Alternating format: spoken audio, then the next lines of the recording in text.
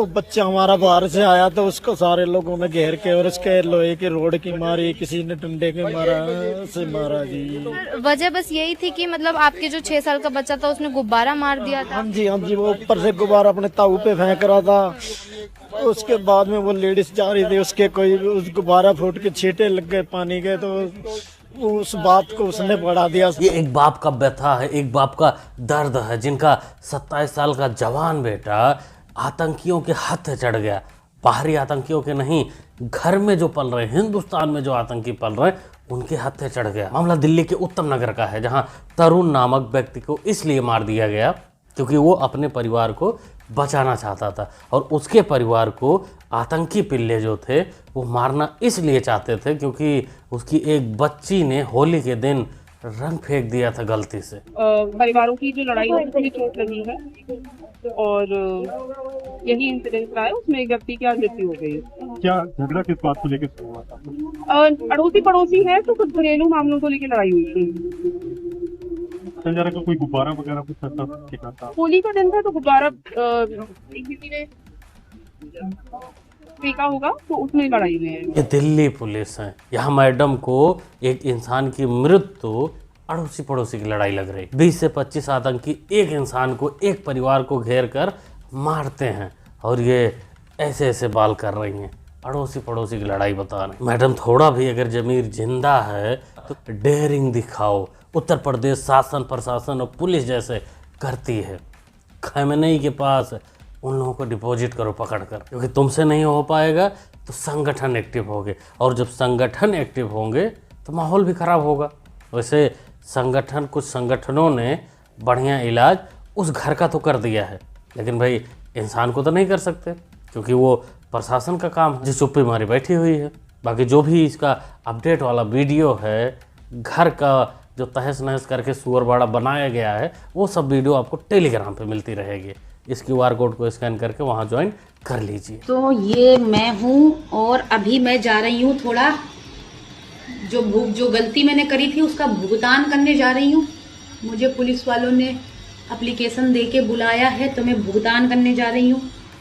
जो गलती मैंने करी भैया कोई लोग मत करना, पुलिस के चक्कर में ही मत पड़ो। मैंने अपनी अम्मा अपने हाथों से और बहुत बड़ी गलती करी है मैंने, दोबारा कभी ऐसी गलती नहीं होगी। 35,000 रुपया पहले ही खर्चा हो गया और दोबारा फिर बहुत पैसा खर्च हो रहा है। दोबारा जो कंप्लेंट करी गई थी मेरे खिलाफ, अब मैं किसी धर्म मजहब भैया मैं किसी के बारे में कुछ भी नहीं बोलूंगी।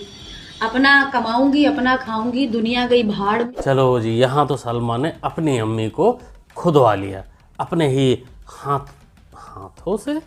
नहीं, हाथों से नहीं खोदा जाता, बातों से तुम्हारे खुद ही है। और अब बारी है तुम्हारे अब्बू जान की, जो अकेले नहीं खुदेंगे, पूरे खानदान के साथ खुदेंगे, क्योंकि उसने योगी के माँ को गाली दिया है। योगी जी की अम्मा लिया के खा देते, अगर 250 ग्राम तक योगी जी की अम्मा पाया जाए। ये है बिहार का मौलाना अब्दुल सलीम, चतुर्वेदी भी लिखता है, जो योगी की माँ को अभद्र टिप्पणी उनके ऊपर कर रहा है। और नीचे जो बैठे हैं उसमें हिंदू भी काफ़ी सारे हैं जो तालियां बजा रहे हैं। अब इस बयान के बाद अगर बिहार प्रशासन बेशर्मी ना करे और सीधा एक्शन लेकर योगी बाबा को सौंप दे इनको, तो आने वाले समय में ये मौलाना ऐसा नीच बयानबाजी करता तो नहीं दिखेगा, ये गारंटी। कि हम उम्मीद करते हैं कि इसका रिजल्ट जो है वो बहुत जल्द आपको मिले। टेलीग्राम पे अपडेट कर दूंगा या फिर यहाँ भी दिखाऊंगा। ये इंसानियत को मार रहे हैं अमेरिका और इस्राइल, तो अब देखिएगा हर घर से खामना नहीं मारोगे, तुम एक हुसैनी मारोगे। इस्राइल देख रहे हो ना, अभी अंडे से ढंग से बाहर भी नहीं आए हैं वहाँ से, लेकिन अम्मी जान ने नाजायज अब्बू के मौत पर मातम मनाने के लिए सड़क पर छोड़ दिया। वो गैंग कहाँ चली गई जो कांवड़ियों को कहती है कि ये बच्चे पढ़ाई लिखाई करने वाले हैं, ये कांवड़ क्यों ले जा रहे हैं? वो गैंग थोड़ा सामने आ जाए, चंद्रशेखर वाली गैंग, वो सामने आकर बोले कि ये छोटे छोटे बच्चे प्रदर्शन में क्या कर रहे हैं। अब ये जो बच्चा है, ये जो पिल्ला पल रहा है, बड़ा हो रहा है, चलो ये अभी तो कुछ नहीं कर पा रहा है, अभी तुतला रहा है, लेकिन बड़ा तो होगा ही। और बड़ा होके जैसे तरुण को आतंकियों ने मारा, ये उसी जमात में शामिल होगा, क्योंकि ईरान और इजराइल तो नहीं जा पाएगा ना। बात क्यों बोलते हो? बांग्लादेश में हिंदुओं के साथ अत्याचार हुआ तब आपने आवाज सही किसने कहा है? सही किसने कहा है? अगर सही नहीं बताया तो गलत के खिलाफ भी तब आवाज क्यों नहीं उठाई? किसने?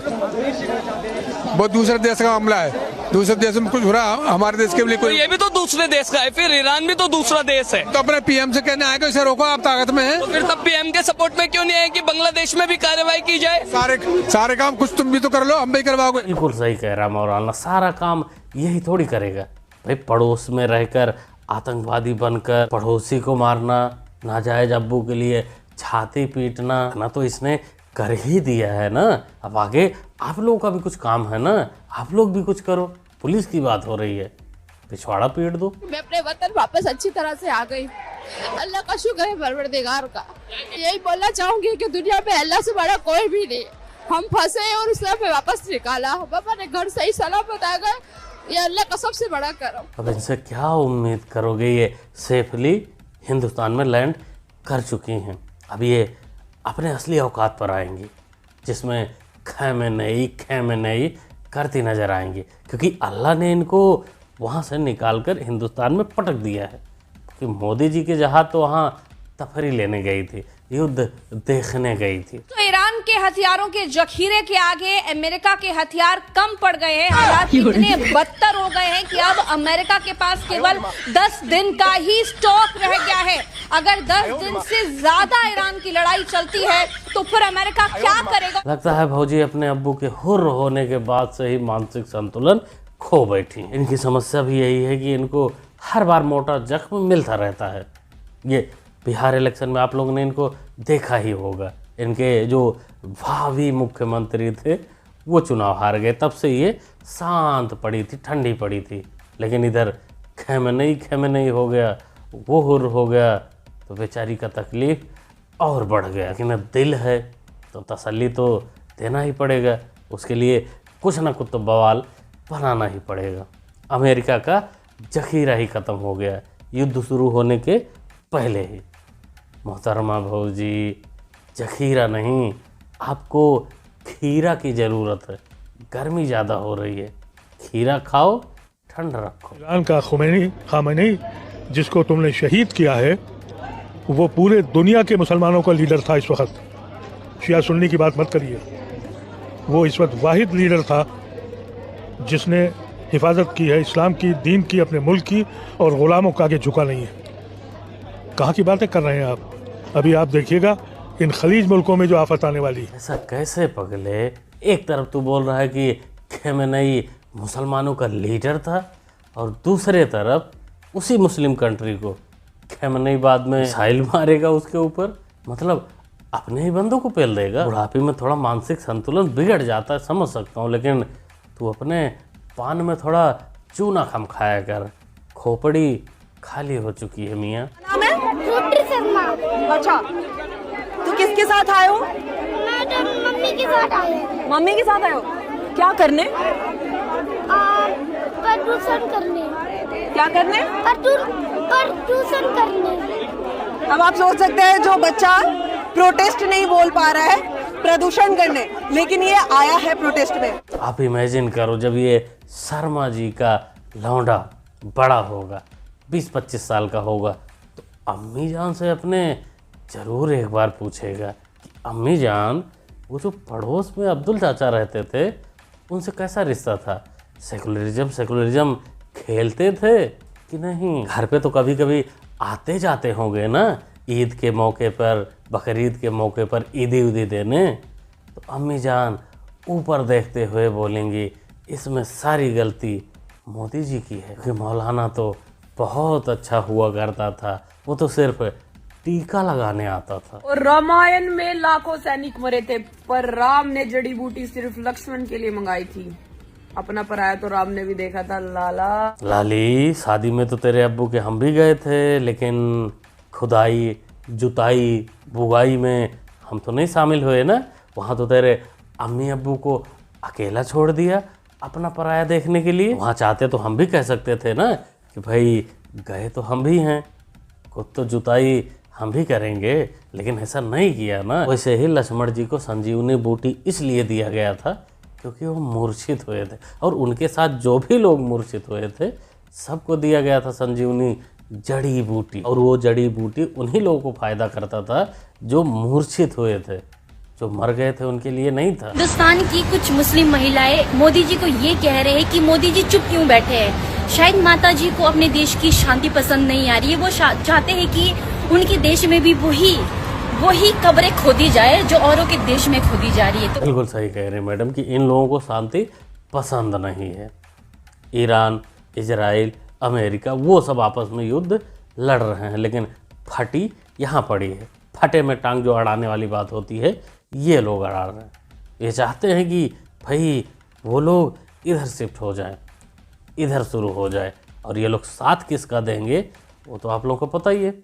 नहीं पता तो मौलाना साहब खुद ही बता रहे हैं, इनसे ही सुन लीजिए। इंडिया का मुसलमान कुछ नाराबाजी जो कर रहे हो ईरान के लिए, उससे हमको क्या फायदा मिलेगा? कुछ फायदा नहीं है। हमारे भारत से फायदा है, हम भारत का नाम लेंगे। और एक बात और बताइए, खुदा न खास ईरान से और इंडिया से लड़ाई हो जाए तो इंडिया का मुसलमान ईरान को साथ दोगे कि इंडिया के साथ दोगे? ये बताओ थोड़ा हमको भाई। इस तरह से नाराबाजी नहीं करो, गलत बात है। जिस देश में रहते हो उस देश का नाम लो। भारत में रहते हैं, भारत का नाम लेंगे। हमारे दूसरे देश से क्या लेना देना? बिल्कुल मौलाना, तुम्हारा सवाल, तुम्हारा बात में सब पॉइंट है, लेकिन मानेगा कौन तुम्हारी बात? क्या कहते हो दोस्तों मौलाना के इस सुझाव को, इस सवाल को? अपना ओपिनियन कमेंट बॉक्स में शेयर करिए। बाकी तरुण का जो भी अपडेट आएगा, अभी तो फिलहाल अपडेट है कि 2 लोगों को पुलिस ने अरेस्ट कर रखा है, लेकिन उसमें शामिल थे बहुत सारे आतंकी, और उनका वो घर को फिलहाल न्यूज़ में आ रहा है फूंक दिया गया है। सारा वीडियो आपको टेलीग्राम पर डालता रहूँगा, क्योंकि वो सब वीडियो तो यहाँ प्ले नहीं कर सकते, इसलिए वहाँ आप लोग इस QR कोड को स्कैन करके जाकर देख सकते हैं, टेलीग्राम ज्वाइन कर सकते हैं। इस वीडियो के बारे में आप लोग जो भी राय रखना चाहते हैं कमेंट बॉक्स खाली कमेंट में लिखिए, बताइए, अपनी राय दीजिए। मिलते हैं अगली वीडियो में। Thanks for watching.